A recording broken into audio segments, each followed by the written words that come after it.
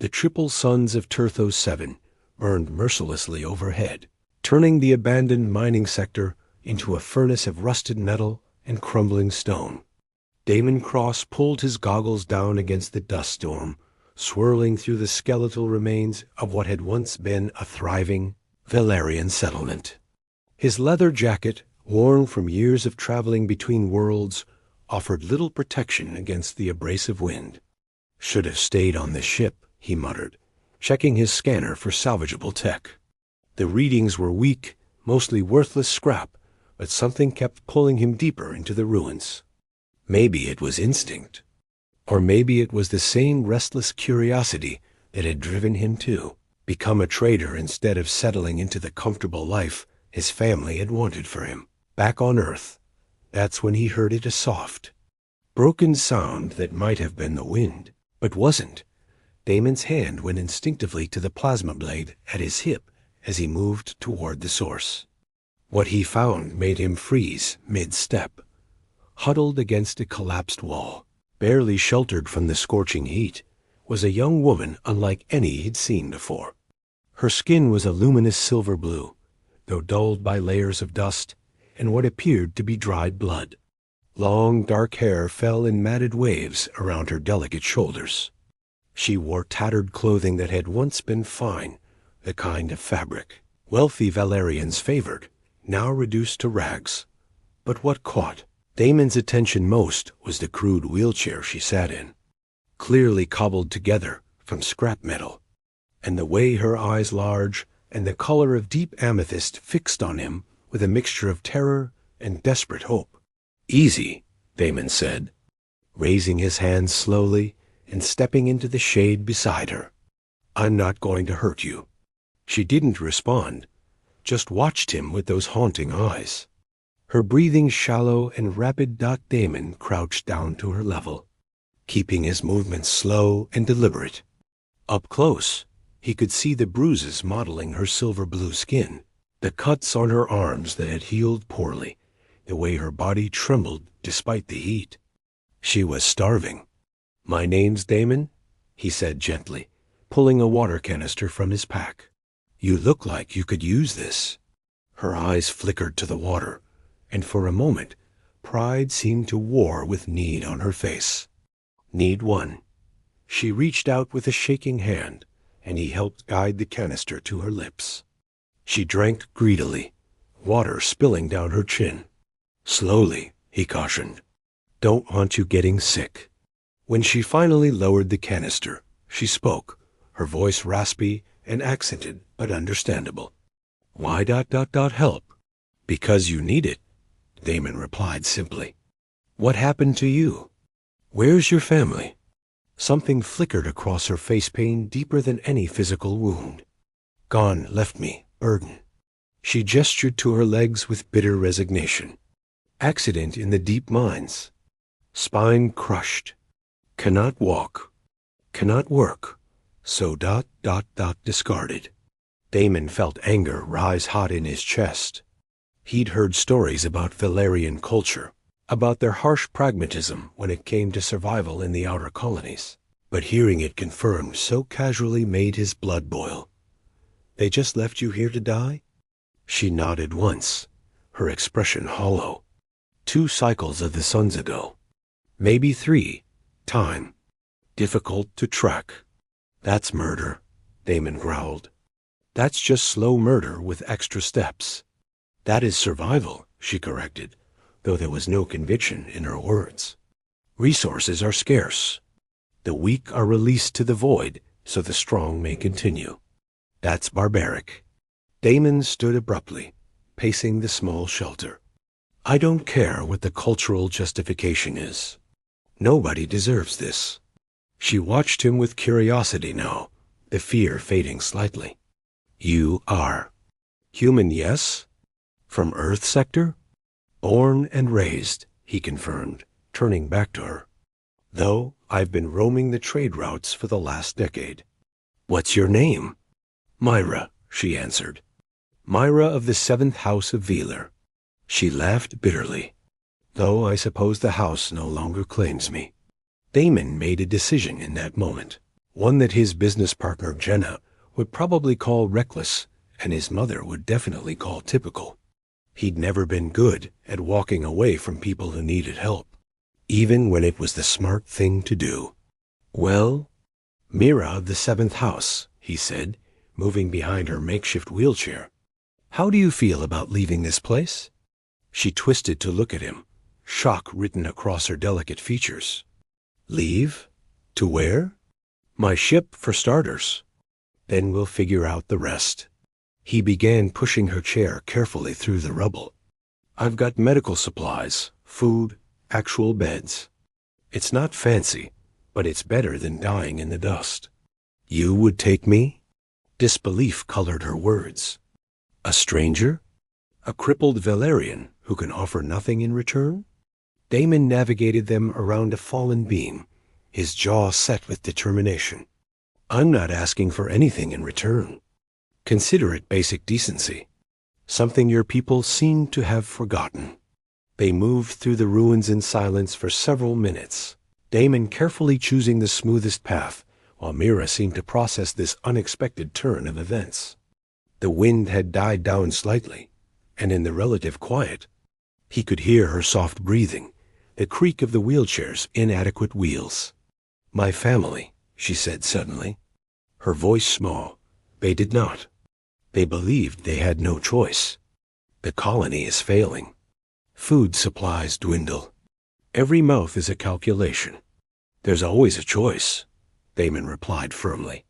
"Maybe not an easy one, but abandoning someone because they got injured? That's a choice that says everything about who they are." His ship, the Wanderer's Dream, came into view, a mid-sized trading vessel with enough modifications to make it both comfortable and fast. It wasn't new or particularly pretty, but it was home, and right now it represented safety. Mira's eyes widened as they approached. "You would truly bring me aboard?" "Already decided?" Damon said, activating the cargo ramp. The ship's II, a simple program he'd named Lucky, chimed a greeting as they entered. "Lucky, prep the med bay and heat up some rations. We've got a guest who needs care." "Acknowledged." Lucky's neutral voice responded as Damon carefully lifted Mira from the wheelchair, surprised by how light she was. How fragile she felt in his arms. He felt her tense against him. But there was something else, too. A flutter of her breath against his neck. The way her fingers curled tentatively against his shoulder. "I do not understand humans," she murmured as he carried her through the ship's corridors. "This kindness, it is not logical." "Maybe not," Damon agreed, shouldering open the door to his quarters, larger and more comfortable than the med bay. "But it's human, and sometimes that's enough." He set her gently on his bed, and she looked up at him with those amethyst eyes, now glistening with unshed tears. "Thank you," she whispered. "I had forgotten what hope felt like." Damon felt something shift in his chest, a warmth that had nothing to do with the planet's heat and everything to do with the vulnerable, beautiful woman before him. "Get some rest, Mara," he said softly. "You're safe now. I promise." As he turned to give her privacy, her voice stopped him. "Damon? Yeah?" "Stay, please. I do not wish to be alone anymore." He looked back at her, saw the raw need in her expression, and nodded. "I'll be right here. Not going anywhere." The Wanderer's Dream hummed with the quiet efficiency of a well-maintained ship as it broke orbit from Turthos 7. Damon had set the autopilot for a course toward the neutral trading station at Frost, point far enough from Valerian space to avoid awkward questions, close enough to reach within 3 days' in his quarters. Mira lay on his bed, her silver-blue skin stark against the dark sheets. She'd finally fallen into an exhausted sleep after he'd cleaned her wounds and given her actual food. Watching her breathe, seeing the slight ease in her features now that she was safe, Damon felt that unfamiliar warmth in his chest intensify. You're getting soft. Cross, he muttered to himself, running a hand through his dark hair. But he couldn't bring himself to regret the decision. A chime at the door interrupted his thoughts. "Come in," he called quietly. Jenna Wolfe stepped inside, her expression a mixture of exasperation and curiosity. His business partner was a practical woman with short auburn hair and the kind of no-nonsense attitude that came from growing up on a colony ship. She looked at Mira, then at Damon, and raised an eyebrow. "So," she said, crossing her arms, "want to tell me why we're suddenly running a rescue operation instead of a trading run?" "I found her dying in the ruins," Damon said simply. "What was I supposed to do?" Jenna sighed, but her expression softened as she looked at Myra's sleeping form. "You and your hero complex. You know this could complicate things with the Valerian trade guilds, right? Let it complicate things." His voice was firm. "I'm not apologizing for basic human decency. Didn't ask you to." Jenna moved closer, studying Mira with professional assessment. "She's malnourished, dehydrated, and those wounds. Some of them are weeks old. Her own people did this? Abandoned her because of her legs. Mining accident crushed her spine." Jenna's jaw tightened. "Bastards." She was quiet for a moment, then nodded. "All right. I was planning to head out anyway. There's a lucrative cargo run to the Epsilon sector that I can handle solo. Gives you time to figure this out." She smirked slightly. "Just try not to do anything too stupid while I'm gone." "No promises," Damon replied with a slight grin. After Jenna left to prep her shuttle, Damon settled into the chair beside the bed, intending to keep watch. But exhaustion from the day's heat and exertion caught up with him, and he dozed off, his hand resting near Myra's on the sheets. He woke to the sensation of fingers tracing his palm. Opening his eyes, he found Myra awake, propped up slightly on the pillows, watching him with an intensity that made his pulse quicken. "You stayed," she said softly. "Said I would." He sat up straighter, suddenly conscious of how close they were. "How are you feeling?" "Better, cleaner, fed." Her amethyst eyes held his. "Still processing that this is real, that I am not dreaming in the dust, dying slowly."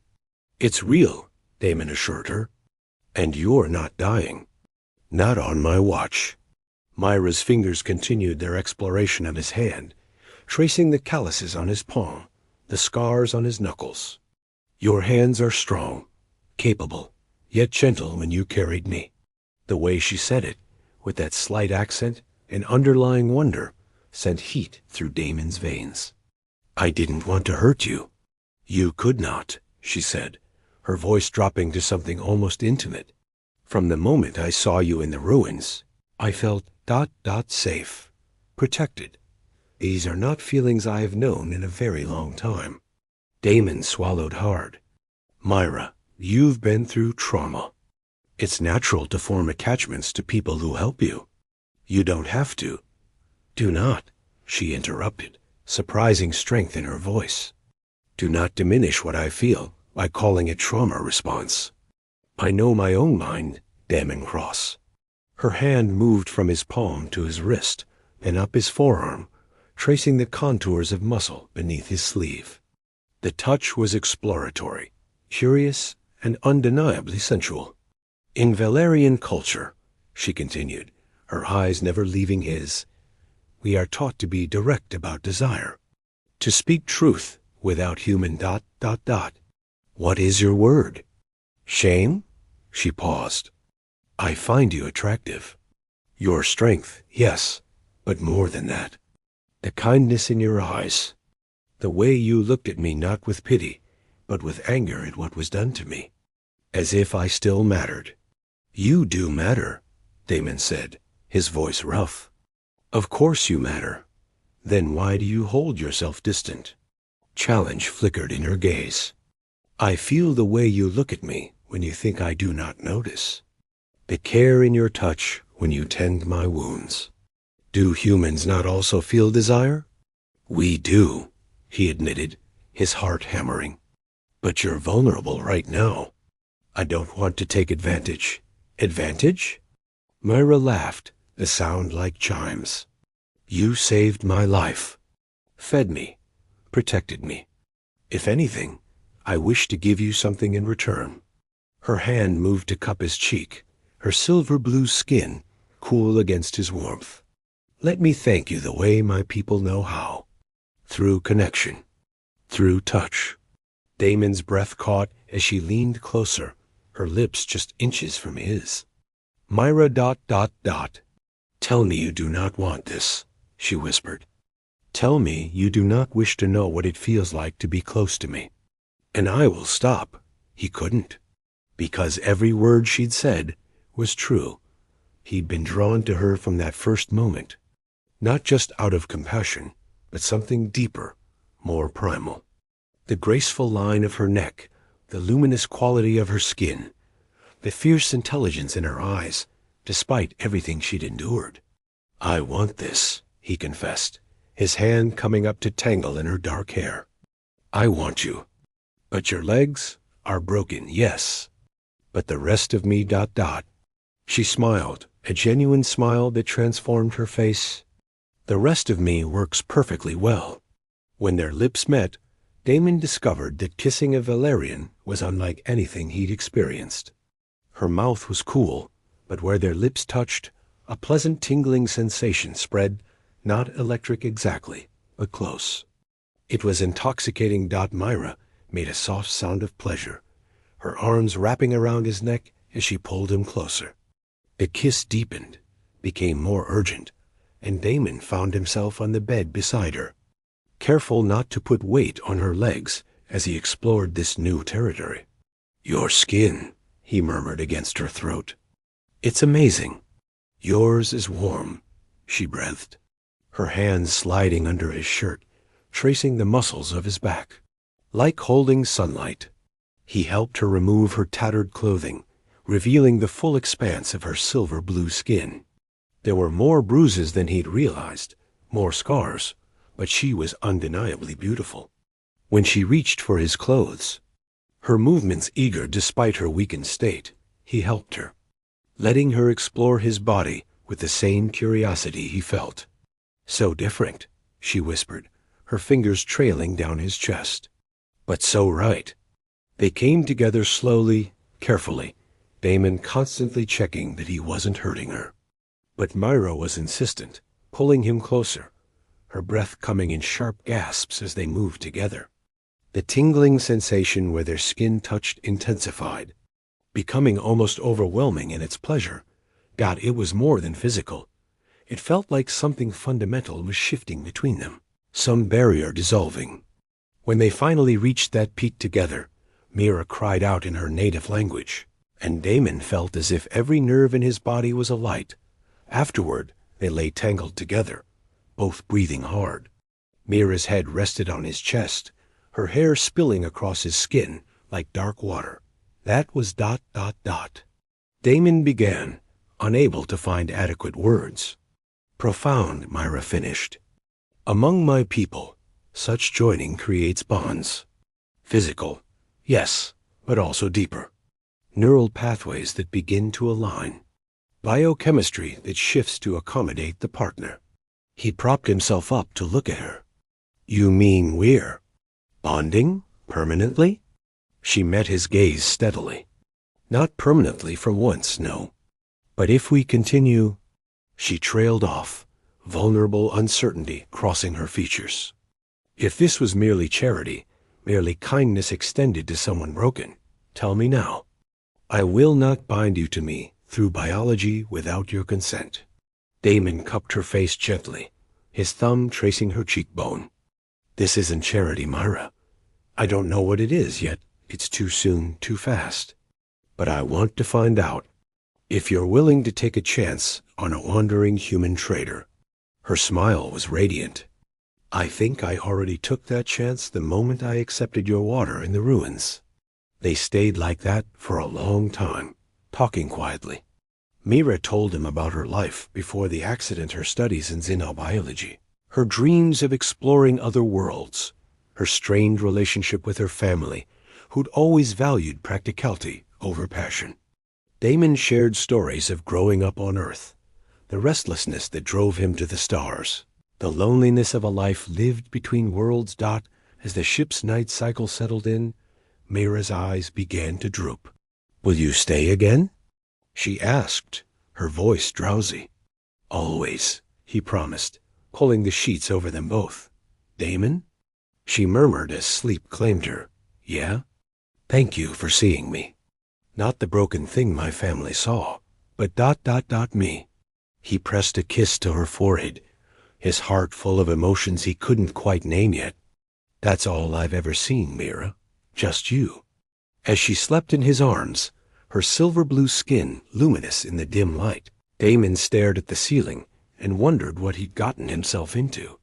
But for once in his wandering life, he felt like he might be exactly where he was supposed to be.